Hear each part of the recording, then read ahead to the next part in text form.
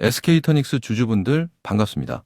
3월 27일 금요일 오늘도 SK이터닉스 종목 분석 시작하겠습니다.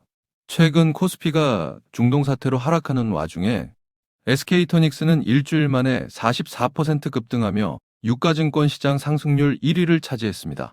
전 세계가 유가 충격에 흔들리는데 이 기업의 주가만 거꾸로 올라간 이유가 뭘까요? 여기에 글로벌 사모펀드 KKR이 2억 3,500만 달러를 들고 최대 주주로 들어온 소식까지 겹쳤거든요. 오늘 이 소식들이 중요한 이유와 앞으로 이 종목이 상승할 수밖에 없는 근거를 지금부터 명확하게 말씀드리겠습니다. 만약 국제유가가 배럴당 200달러까지 오른다면 여러분의 전기료는 어떻게 될까요? 지금도 100달러를 넘어서면서 산업용 전기요금이 빠르게 오르고 있어요. 전기료가 오를수록 기업들이 원유에서 벗어나려는 움직임은 더 강해집니다. 재생에너지가 더 이상 친환경 이념의 문제가 아니라 순수한 경제적 선택이 되는 거거든요. 이 거대한 전환의 한가운데 태양광부터 전력거래 플랫폼까지 통째로 갖춘 기업이 있습니다. 그 기업이 왜 지금 주목받는지 바로 들어가 볼게요. 오늘은 이 세 가지를 같이 확인해 볼 거예요. 첫째, SK이터닉스가 어떤 사업 구조를 갖고 있어서 유가가 오를수록 유리해지는가. 둘째, 정부 규제 변화와 유가 급등이 어떻게 구조적 수혜로 이어지는가. 셋째, KKR과의 합작법인이 이 기업의 밸류에이션을 어디까지 끌어올릴 수 있는가. 여러분, 이 세 개가 동시에 맞물리는 순간 SK이터닉스가 왜 단순한 재생에너지 회사로 봐선 안 되는지 느끼실 겁니다. 첫 번째 이야기로 바로 들어가 볼게요. 여러분도 이런 뉴스 보셨을 거예요. 삼성전자, SK하이닉스 같은 대기업들이 아리백을 선언하며 100% 재생에너지 전환을 약속한 소식이요. 그런데 그게 왜 지금 더 절박해졌을까요? 유가 100달러 시대에 산업용 전기요금이 오르면서 기업들의 전기료 부담이 눈에 띄게 커졌거든요. 전기료가 오르면 오를수록 직접 재생에너지를 구매하는 게 더 이익이 됩니다. 기업들이 재생에너지 공급자를 찾아 줄을 서기 시작하는 거예요. 이 수요의 문 앞에 SK이터닉스가 서 있는 이유가 지금부터의 핵심입니다. SK이터닉스의 사업 구조가 뭔지 아세요? 태양광, 풍력, 에너지 저장 장치, 연료전지, 그리고 전력거래 플랫폼까지 5개의 엔진이 하나로 연결되어 있어요. 국내에만 이르는 5개 사업장에서 연간 50만 메가와트시를 생산합니다. 13만 6천 가구가 1년 동안 쓸 수 있는 전기량이에요. 이게 왜 중요할까요? 재생에너지는 날씨에 따라 발전량이 들쭉날쭉한 단점이 있거든요. SK이터닉스는 ESS로 전기를 저장하고 플랫폼으로 배분하는 구조까지 갖췄습니다. 단순 발전이 아니라 전력 흐름 전체를 관리하는 관제탑이라는 경쟁력이에요. 이게 얼마나 큰 얘기냐면요. 재생에너지 기업 대부분은 전기를 만들고 한국전력에 팔면 끝이에요. 그런데 SK이터닉스는 기업에 직접 전기를 파는 전력 구매 계약 플랫폼까지 운영하고 있습니다. 이 차이가 의미하는 건 뭘까요? 전력거래 플랫폼이 있으면 유가가 오를수록 기업 고객이 늘어나고 계약 단가도 올라가는 구조거든요. 유가가 오르면 오를수록 수익이 커지는 역방향 성장 공식이 완성되는 겁니다. 이 성장 공식을 더 크게 키울 촉매, 바로 두 번째 포인트로 이어집니다. 두 번째 포인트는 정부 정책이에요. 여러분, 이격거리가 뭔지 아세요? 주거지역, 도로, 농지 근처에 태양광 패널을 설치하지 못하도록 막아놓은 거리 규정이에요. 이 규제가 지금까지 태양광 설치를 가로막는 가장 큰 장벽이었거든요. 그런데 정부가 이걸 폐지하기로 했습니다. 이게 어떤 의미일까요?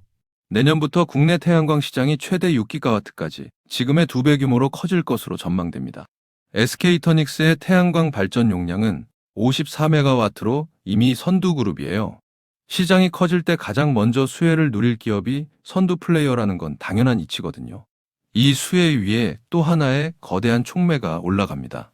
지금 이 주가가 저평가됐다는 게 무슨 뜻일까요? 시장이 아직 SK이터닉스를 작은 재생에너지 회사로만 보고 있다는 뜻이에요. 하지만 KKR이 2억 3,500만 달러를 들고 지분 43.1%를 사들이며 최대 주주로 들어왔습니다. KKR은 2010년 이후 기후환경 분야에만 440억 달러, 하나로 66조 원의 투자를 약정한 글로벌 자본이에요. 여기서 끝이 아닙니다. SK그룹과 KKR이 50대 50으로 합작법인을 추진 중이고 SK이노베이션, SK에코플랜트, SK디스커버리의 신재생 에너지 자산이 이 합작법인으로 통합될 전망이거든요. SK그룹 재생에너지가 하나의 거대한 기업으로 합쳐지는 겁니다. 여기서 한 가지 더 짚고 넘어갈 게 있는데요. SK이터닉스는 인적 분할 이후 2년 연속 영업이익률 10%대를 유지하고 있습니다. 이게 의미하는 건 뭘까요?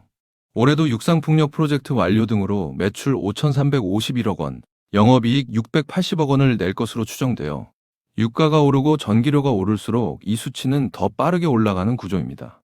안정적인 수익성 위에 KKR 자금이 쌓이면 어떤 그림이 그려지는지 경쟁 우위를 이어서 확인해 볼게요. 그렇다면 왜 다른 재생에너지 기업이 아닌 SK이터닉스여야 할까요? 재생에너지 기업은 많습니다. 하지만 태양광 풍력 ESS 연료전지에 전력거래 플랫폼까지 수직으로 통합한 기업은 극소수예요. 증권가는 이 합작법인이 SK그룹 데이터센터의 전력 공급을 전담하는 구조가 될 것으로 분석하고 있습니다. AI 시대에 전력이 가장 필요한 곳이 데이터센터거든요. SK그룹의 데이터센터 전력 수요를 독점적으로 공급받는다는 건 경쟁사가 쉽게 뚫을 수 없는 벽이에요. 그러나 여러분께 솔직하게 말씀드려야 할 리스크도 있습니다. 물론 좋은 면만 있는 건 아니에요. 첫 번째 리스크는 유가가 다시 내려오는 시나리오입니다. 유가가 안정되면 재생에너지 수혜 논리가 약해져서 주가가 단기 조정을 받을 수 있거든요. 이 리스크 때문에 당장 팔아야 할까요? 절대 아닙니다. SK이터닉스의 실적은 유가와 무관하게 이미 2년 연속 10%대 영업이익률을 유지하고 있고, 아리백 흐름과 이격거리 폐지는 유가와 무관한 구조적 성장 동력이기 때문이에요. 두 번째 리스크로 넘어갈게요. 두 번째 리스크는 합작법인 구성이 예상보다 오래 걸릴 가능성입니다. SK이노베이션과 SK에코플랜트, SK디스커버리의 자산을 하나로 묶는 과정은 복잡하거든요. 기대감이 선반영된 주가에 지연 소식이 오면 단기 충격이 올 수 있어요. 그렇다면 이 종목을 당장 팔아야 할까요? 절대 아닙니다. KKR이 이미 43.1%를 보유한 최대 주주로서 합작법인을 강하게 추진할 동기가 있고, 66조 원 기후 투자 약정을 가진 기관이 발을 담근 이상 구조적 방향성은 흔들리지 않거든요. 자, 지금까지의 이야기를 딱 세 줄로 정리해 드릴게요. 플랫폼은 태양광 풍력 ESS 연료전지 전력 거래를 수직 통합한 재생에너지 종합 플랫폼으로 유가가 오를수록 수익이 커지는 구조를 갖췄습니다. 수혜는 이격거리 규제 폐지로 태양광 시장이 2배로 커지고, 전기료 상승이 전력 구매 수요를 끌어올리며 구조적 수혜가 쌓이고 있어요. 합작은 KKR이 최대 주주로 들어와 50대 50 합작법인이 구성되면 SK그룹 재생에너지 전체가 하나의 플랫폼으로 묶이며 밸류에이션 리레이팅이 가능한 상황입니다. 이제 어떤 변곡점을 지켜봐야 하는지 바로 확인해 볼게요. 그렇다면 앞으로 이 종목에서 눈여겨봐야 할 변곡점은 뭘까요? 첫 번째는 SK그룹과 KKR의 합작법인 공식 출범 시점입니다. 자산 통합이 공식화되는 순간 시장이 이 기업을 전혀 다른 크기로 다시 평가하기 시작하거든요. 두 번째는 올해 상반기 안으로 발표되는 전력계통 혁신안이에요. 이격거리 폐지와 맞물려 신규 재생에너지 사업 허가가 급증하면 SK이터닉스의 파이프라인이 단기간에 두껍게 채워집니다. 이 두 사건이 현실화될 때 밸류에이션 리레이팅이 본격적으로 시작됩니다. 이 두 변곡점은 단기 이벤트가 아닙니다. SK이터닉스가 재생에너지 운영사에서 글로벌 자본이 등에 탄 원유대안처 종합 플랫폼으로 시장에 완전히 재평가받는 결정적 시점이 되는 거예요. 오늘 SK이터닉스에 대한 모멘텀과 리스크 측면은 이쯤에서 설명을 드리겠고요. 지금부터가 굉장히 중요한 내용입니다.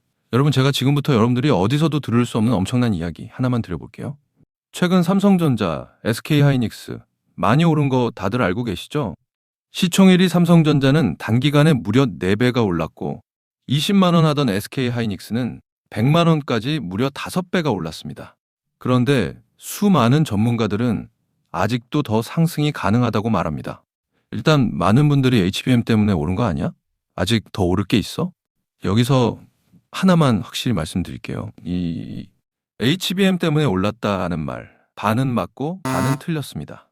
진짜는 아직 시작도 안 했어요. 지금 시장이 주목하는 건 HBM 그 너머에 있습니다.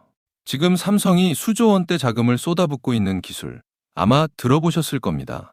바로 유리기판입니다. 그리고 지금 시장에 알려지지 않은 어떤 한 기업이 유리기판의 게임 체인저로 조용히 떠오르고 있습니다. 이미 삼성의 막대한 자본이 이 기업으로 흘러들어가고 있고, AI, 반도체, 2차 전지까지 세 가지 테마가 동시에 엮여 있습니다. 최근 시장만 봐도 테마가 너무 빠르게 바뀌잖아요. 그런데 이 종목은 세 가지 테마가 동시에 묶여 있어서 꾸준한 상승이 가능하다는 겁니다. 그리고 지금 시점에서 가장 중요한 질문 하나 드려볼게요. 여러분, 지금 엔비디아, 인텔, 구글의 가장 큰 고민이 뭔지 아세요? AI 성능은 하루가 다르게 진화하고 있는데 문제는 그만큼 열도 어마어마하게 뿜어낸다는 겁니다. 성능이 올라갈수록 발열도 함께 올라가는데 기존 반도체 구조로는 이제 그 열을 감당할 수가 없는 거예요. 한마디로 성능의 한계가 아니라 열의 한계에 막혀버린 겁니다. 그래서 지금 엔비디아와 삼성이 긴밀하게 협력을 논의하고 있는 거고 AMD 수장까지 직접 방한한 겁니다. 그런데 여기서 이상한 점이 하나 있습니다. 삼성이 세계 최고 실력이라고 자부하는 이 기업의 주가는 아직 바닥입니다. 왜일까요? 세력들은 절대로 아무 때나 주가를 올리지 않습니다. 항상 남들보다 먼저 오랜 시간 매집을 하고 그 다음 재료가 시장에서 부각되기 시작할 때 그때부터 본격적인 상승세를 보여준 겁니다. 그런데 이 종목 같은 경우에는 유리기판이라는 초강력 재료를 가지고 있고 삼성의 거대 자금이 빠르게 들어가고 있기 때문에 한번 움직임이 시작하면 절대 이 가격대엔 못 산다는 겁니다.